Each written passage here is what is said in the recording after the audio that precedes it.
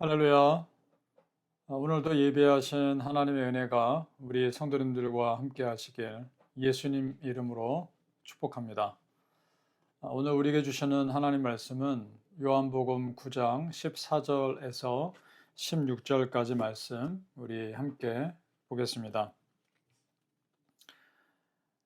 예수께서 저녁을 이겨 눈을 뜨게 하신 날은 안식일이라.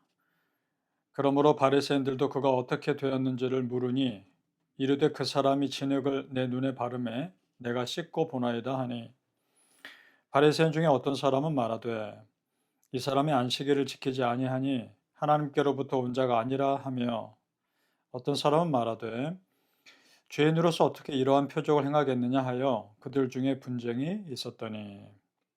아멘. 자, 오늘 말씀에는 예수님이 태어날 때부터 앞을 보지 못하는 자의 눈을 뜨게 하시는 기적이 나옵니다. 예수님은 그 사람의 가장 본질적인 문제를 해결해 주십니다. 눈을 뜨는 거죠. 그래서 그 사람이 눈 뜬 것을 보고 다른 사람들이 수군거립니다. 요한복음 9장 8절입니다. 이웃 사람들과 전에 그가 거린인 것을 보았던 사람들이 이르되 이는 앉아서 구걸하던 자가 아니냐. 자, 그렇습니다, 여러분. 그 사람은 태어나면서부터 앞을 보지 못했기 때문에 먹고 살 수 있는 길이 없었을 겁니다. 그래서 지금까지 평생 구걸하며 살 수밖에 없는 사람이었죠. 이 불쌍한 사람을 예수님이 고쳐주신 겁니다. 그 사람에게 돈 얼마 주는 것이 근본 해결이 아닌 거죠. 앞을 보게 하는 것이 근본 해결인 거죠. 자, 여러분. 우리 예수님은 항상 핵심을 다루시고 본질을 다루십니다. 전에 우리가 수가성 여인의 스토리에서 그녀의 근본 문제가 단순히 육신의 목마름이 아니라 영혼의 목마름이었다는 것을 우리가 그녀에게 예수님이 깨닫게 하셨던 것처럼, 지금 이 사람에게도 평생 앞을 보지 못하던 이 사람이 앞을 보는 것이 근본 문제의 해결인 것을 깨닫게 하신 거죠. 자, 그렇다면 성도님들, 예수님만이 내 삶의 문제의 핵심을 아시고 그것을 예수님의 방법으로 해결해 주실 것을 믿으시길 바랍니다. 자, 예수님이 그 사람의 눈을 뜨게 해주기 위해서 침을 뱉어 진액을 이겨서 눈에 바르시고 실로암 못에 가서 씻으라고 말씀합니다. 우리 요한복음 9장 7절을 보겠습니다.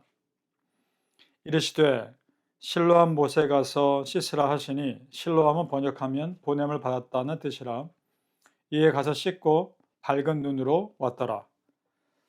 자, 여러분, 실로암 연못하면 생각나는 사람 있죠? 38년 된 병자가 생각납니다. 예수님이 그 사람의 근본 문제도 해결하셨었습니다. 그 사람 예수님 만났을 때 뭐라 합니까?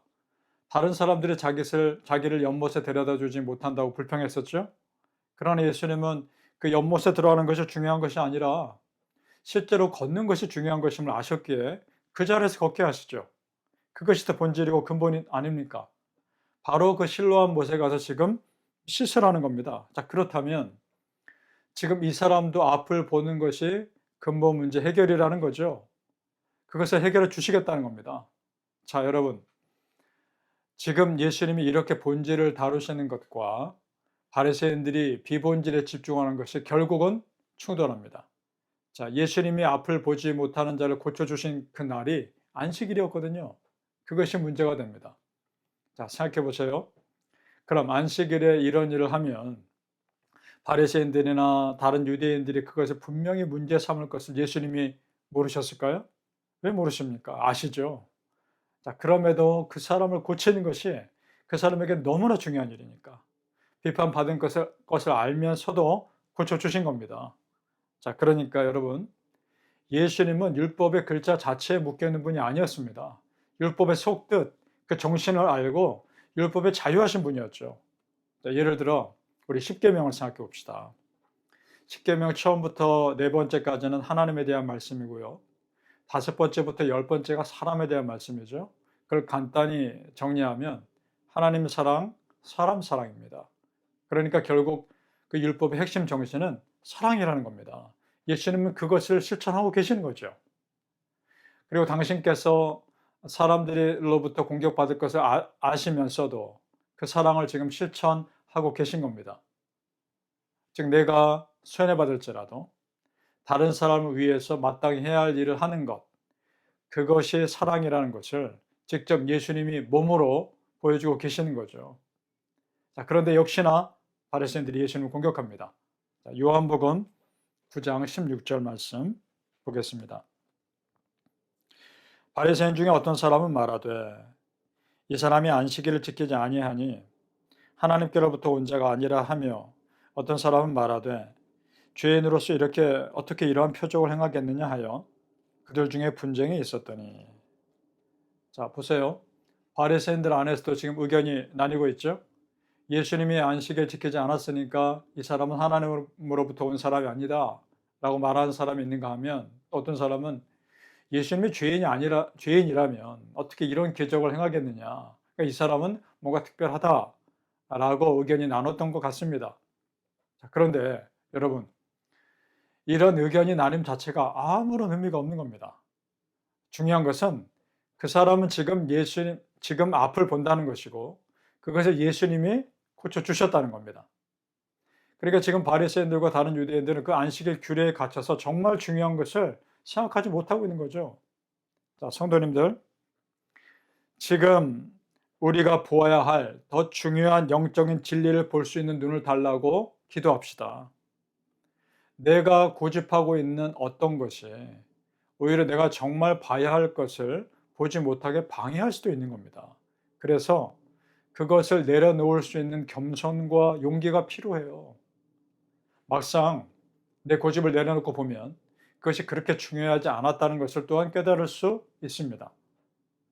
안식일 자체를 지키는 것과 여러분, 사람 살리는 일 중에서 무엇이 더 중요합니까? 사람 살리는 일이죠.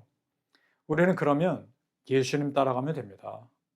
바라기는 우리 성도님들, 내가 말하고 행동하는 기준이 내가 아니라 예수님이라면 어떻게 하실까 생각할 수 있는 그런 삶 되시길 예수님 이름으로 축복합니다. 아멘. 자, 오늘 말씀에서는 율법의 한계에 묶여 있는 여러 사람이 나오죠. 바리새인이 나옵니다. 근데 한 사람이 더 있습니다. 그 맹인의 부모입니다. 바리새인이야 원래 그런 사람들이니까 그렇다 하더라도 이 맹인의 부모 역시 율법의 한계에 묶여 있는 사람들이라는 걸 알 수 있습니다. 자, 바리새인들이 예수님으로 인해 앞을 보게 된 그 사람의 부모를 찾아갑니다. 이 아들이 정말 처음부터 맹인으로 태어났는지를 확인하기 위해서죠. 자, 그랬더니 그 부모가 그 기적을 알면서도 그 아들에게 직접 물어보라고 말합니다. 요한복음 9장 22절 말씀 보죠.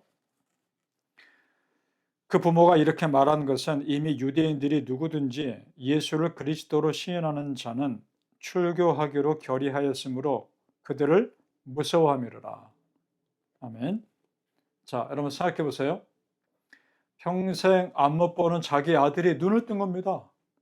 그 부모는 평생 아들이 앞을 못 보고 사는 것이 얼마나 마음 아팠겠습니까? 그런 아들이 예수님의 은혜로 눈을 뜬 겁니다. 그러면 자신 있게 예수님이 고쳐주셨다고 증거해야죠. 자신들이 유대교에서 출교당할 것이 두려워서 예수님에 대해서 자신 있게 지금 말하지 못하고 있는 거 아닙니까? 그것은 그들 역시 유대교 율법의 전부인 줄 알고 그 테두리에서 나가면 큰일 날 줄 알고 두려웠던 겁니다. 그러나 여러분, 자기 아들이 평생 앞 못 보던 자에서 눈 뜨고 걸어 다니는 것보다 더 기쁘고 큰 일이 어디 있습니까? 동네마다 다니면서 기뻐하고 알려도 모자를 파네. 자식이 고침받은 것보다 그 율법의 세계 속에 머무는 것이 더 소중했던 거죠.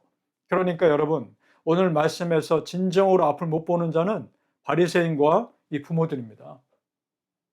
자, 우리 성도님들, 우리가 무엇이 정말 중요한지 볼 수 있는 자들이 되기를 바랍니다. 내가 평소에 중요하다고 여기는 어떤 것이 믿음의 눈으로 보면 실제로는 그렇게 중요한 것이 아닐 수도 있습니다. 여러분, 질문합니다. 여러분 삶에서 무엇이 정말 중요합니까? 그것이 정말 예수님보다 더 중요합니까? 정말 그렇습니까? 그 당시 사람들에게 율법에서 벗어나는 행동을 한다는 것은 있을 수 없는 일이었겠죠. 그런데 예수님은 과감히 그 틀을 깨뜨리십니다. 무엇이 더 중요한지 아시니까요. 예수님에게 더 중요한 것은 율법보다 그 율법을 만드신 하나님의 마음이었습니다. 그렇습니다, 여러분. 우리도 하나님의 마음, 하나님의 뜻을 알아가는데 더 마음 쏟고 기도해야 합니다. 그래야 바른 방향으로 살게 될 겁니다. 우리 로마서 12장 2절 말씀 함께 보죠. 너희는 이 세대를 본받지 말고 오직 마음을 새롭게 함으로 변화를 받아 하나님의 선하시고 기뻐하시고 온전하신 뜻이 무엇인지 분별하도록 하라. 아멘. 그렇습니다, 성도님들. 이 세상의 흐름이 우리의 기준이 아니라 하나님께서 무엇을 기뻐하는지가 우리의 기준 되시길 예수님 이름으로 축복합니다. 아멘. 기도하겠습니다. 아버지 하나님, 우리의 삶에서 무엇이 정말 중요한지를 생각하게 하시니 감사합니다. 바쁘게 살아가면서 정말 중요한 것을 놓치고 더 중요한 것에 마음 쓰지 못하고 살았던 우리의 삶을 돌아보게 하여 주옵소서. 내가 사람과의 관계를 맺고 내가 이 땅에서 나름대로 열심히 사는 것도 물론 중요하지만 그보다 더 중요한 하나님과 더 깊은 관계를 맺고 하나님을 알아가는 것에 더 마음 쏟게 하여 주옵소서. 내 삶의 예배가 일상이 되게 하시고 말씀이 내 삶에 녹아 들어오게 하시며 기도가 내 삶의 자연스러운 흐름이 되게 하여 주옵소서. 이 세상의 흐름이 내 삶의 기준이 아니요 하나님이라면 어떻게 기뻐하는 삶을 사실까? 예수님이라면 어떻게 하실까? 그런 것에 더 마음 쏟고 그것이 우리 삶의 기준 되게 하여 주옵소서. 우리 성도님들 정말 축복합니다. 성도님들 이 땅의 삶 가운데 예수님 더 알아가게 하시고 하나님의 은혜를 더 알아가게 하시며 하나님이 기뻐하시는 삶을 살아가는 우리 성도님들과 가정들과 자녀들 될 수 있도록 축복하여 주시옵소서. 감사하며 예수님 이름으로 기도하옵나이다. 아멘.